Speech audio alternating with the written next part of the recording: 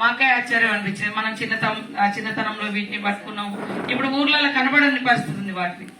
కాబట్టి అవి మనకు దొరకకుండా పోతుంది. వాటన్నింటిని కూడా కాపాడుకోవాల్సిన బాధ్యత మన మీద ఉంది.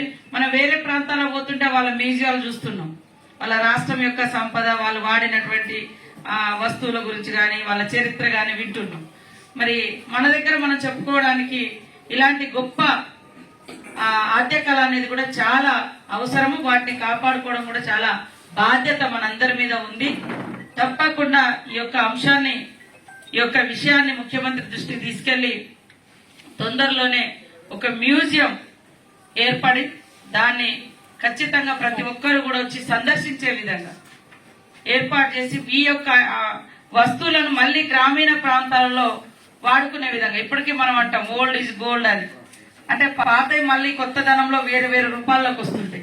అట్లా మన ఊర్లలో కూడా వాటిని మళ్ళీ తీసుకురావడం కోసం మనం అందరం ప్రయత్నం చేద్దామని నా ప్రయత్నం 100కు 100%. తెలంగాణ సాంస్కృతిక కళలు గాని, ప్రజల జీవన విధానంలో వాళ్ళు నిత్యావసరంగా వాడినటువంటి వస్తువులు గాని అవన్నీ కూడా చాలా అద్భుతంగా ఉన్నాయి.